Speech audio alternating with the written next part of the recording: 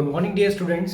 Welcome again to the next video of past adjustments accounting for partnership firm fundamental. यानी first chapter अभी हमारा चल रहा है फंडामेंटल्स एंड उसमें हम पढ़ रहे हैं टॉपिक पास्ट एडजस्टमेंट. उसका आज हम फिफ्थ केस पढ़ने वाले हैं. And in this case when interest on capital is omitted for more than 1 year and profit sharing ratio keeps on changing. यानी इसकी सिचुएशन में, इस केस की सिचुएशन में क्या है कि जो इंटरेस्ट ऑन कैपिटल है वो ओमिट कर दिया गया है, यानी कि नहीं दिया गया है, और वो भी मोर देन 1 ईयर. यानी कि पिछले 2-3 सालों में ऐसा हुआ है कि जो फर्म है उसने अपने अकाउंट्स बनाए लेकिन इंटरेस्ट ऑन कैपिटल नहीं दिया है.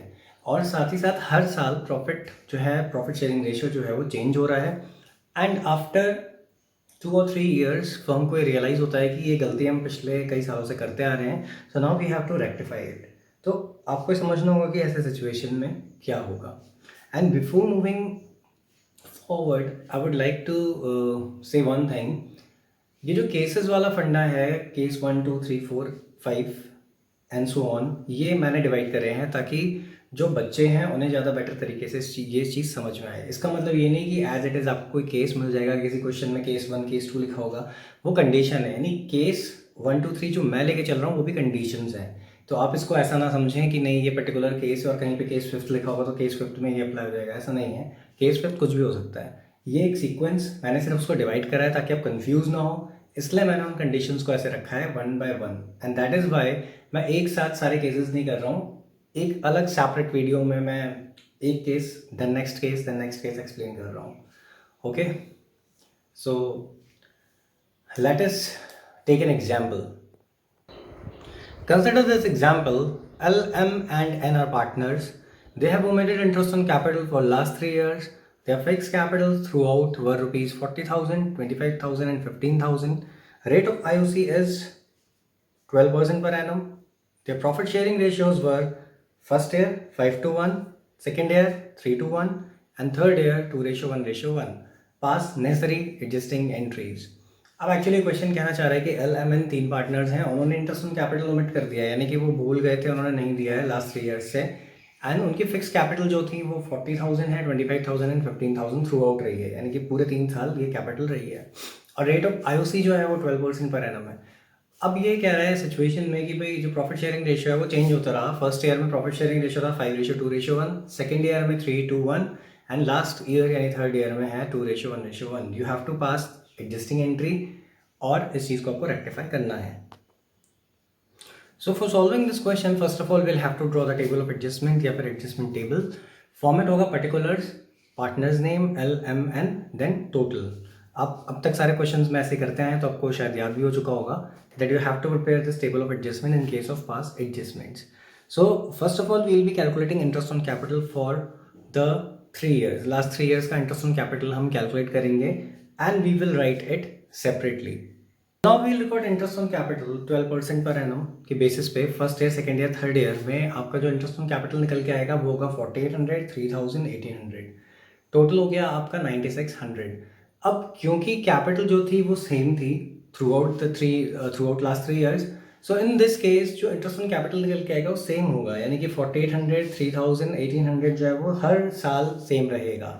तो आपने वो चीज़ें लिखनी है एंड देन उसको टोटल करके आपको इसको बाहर निकाल देना है. यानी कि ये टोटल किया आपने तो टोटल अमाउंट पेबल हो गई 14,400, 9,000 M के लिए, N के लिए 5,400, टोटल हो गया 28,800. अब जो पॉइंट नोट करने वाली चीज़ है वो ये है कि इस केस में जो कैपिटल थी वो फिक्स थी. अगर कैपिटल फ्लक्चुएटिंग होती यानी हर साल कैपिटल चेंज हो रही होती तो अगेन आपको हर फ्लक्चुएटिंग कैपिटल यानी जो ईयर एंड का जो भी बैलेंस होता उसके बेसिस पे हो सकता है आपको और चीज़ें दी होती तो आपको ओपनिंग कैपिटल कैलकुलेट करनी होती एंड देन उसके बेसिस पे आप इंटरेस्ट ऑन कैपिटल कैलकुलेट करते. बिकॉज इंटरेस्ट ऑन कैपिटल हमेशा ओपनिंग बैलेंस पे ही मिलता है. ये चीज़ स्टार्टिंग में भी आपको बताई गई थी, इन क्लास 11th में भी आपने पढ़ा होगा कि इंटरेस्ट ऑन कैपिटल जो होता है हमेशा ओपनिंग बैलेंस ऑफ कैपिटल पे ही मिलता है. तो हम इसको निकालेंगे, टोटल करेंगे, this will be the total amount payable and इसका साइन जो होगा क्रेडिट होगा. क्रेडिट क्यों होगा? पिछले जितने भी वीडियोज थे हमने इसको डिस्कस किया था एंड अगेन कि ये अमाउंट पार्टनर्स को मिलने वाली है. पार्टनर्स कैपिटल अकाउंट को अगर हम कंसिडर करें तो उसके क्रेडिट साइड में ये चीज़ रिकॉर्ड होती है. और क्योंकि ये इंटरेस्ट ऑन कैपिटल पार्टनर्स को मिला नहीं है तो उनको ये क्रेडिट होगा. That is why it is having a credit sign.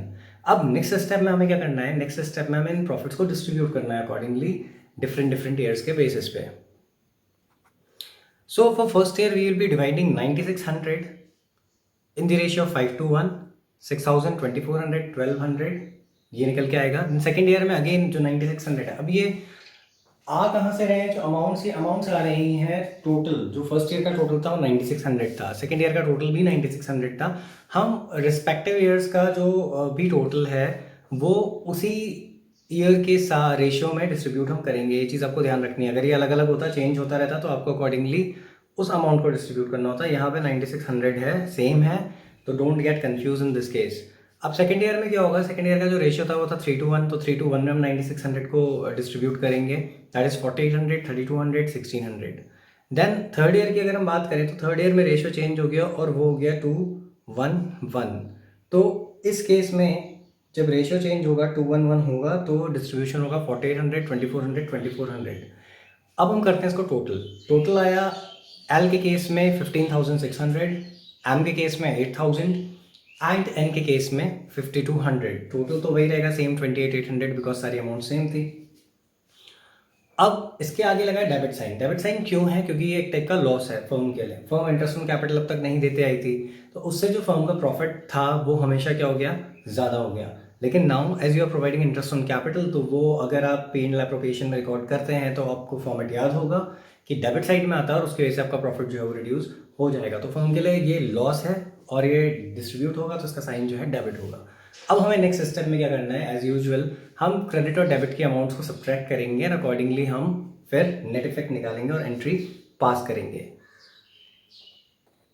So after calculating the net effect, जो आप माइनस करेंगे डेबिट और क्रेडिट के अमाउंट को, एंड साइन जो यूज़ होगा वो होगा कि अमाउंट ज़्यादा किसकी है। ये हम सारे वीडियोस अब तक डिस्कस करते आए हैं। तो अगर डेबिट वाले आइटम की अमाउंट ज़्यादा होगी तो सिग्नेचर उसका डेबिट हो जाएगा, अगर क्रेडिट वाले की ज़्यादा होगी तो क्रेडिट हो जाएगा।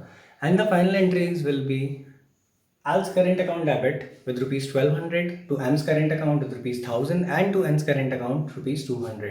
Narration होगी being adjustment made. अभी करंट अकाउंट क्यों आया है, करंट अकाउंट इसीलिए because the Capitals were fixed. Question में साफ मेंशन किया गया था कि कैपिटल अकाउंट्स में थ्रू आउट फिक्स रहे हैं, इसलिए जो एंट्रीज होंगी वो करंट अकाउंट से होंगी। I hope you got the today's concept clear. Thanks for watching the video.